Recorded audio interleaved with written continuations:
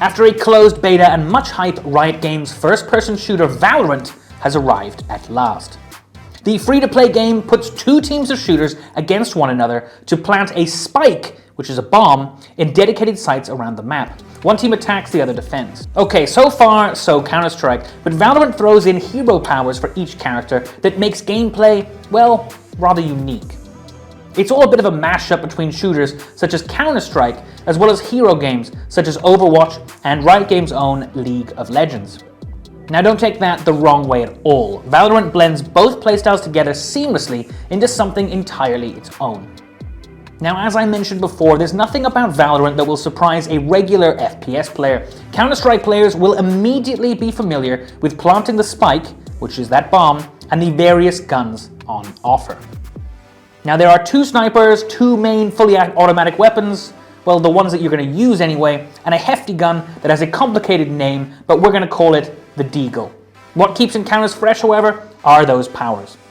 Now, the game has various characters and players, roughly broken down into three main categories. You have your defensive players, offensive, and also what I'm going to call passive. The flame-wielding Phoenix and Agile Jet, well, they're all about going after the other team using blinding and movement speed buffs to get frags. On the other side of that, Breach and Rage are all about defending areas, using smoke screens and areas of effect grenades to keep attacks at bay.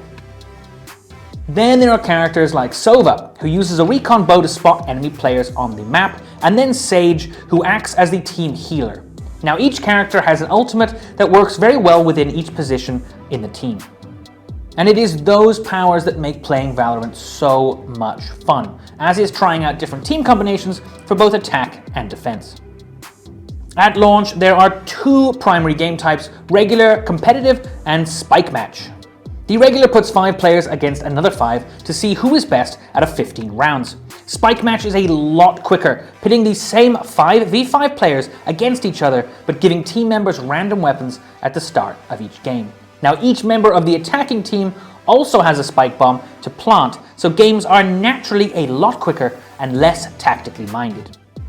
Both are good fun, but you will naturally see more casual players moving towards spike matches, and those who want to take the game, well, more seriously, or those wanting to play it professionally, well, they're going to be after the more regular and competitive modes. Now, ultimately, there is lots of fun to be had in Valorant, for either the shooter fan who wants a crack at something new, or those who prefer playing strategically and getting to grips with new heroes and powers. It looks great, it handles well, and puts a very interesting spin on the archetypal FPS game. It is great, and because it's free, there is no reason not to give it a try.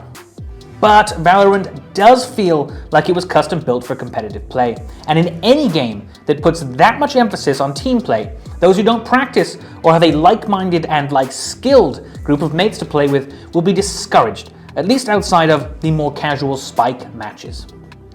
That's all from me today. Now make sure you hit subscribe if you liked what you saw, because we're going to have more tech and video game reviews coming at you each and every week. Bye-bye.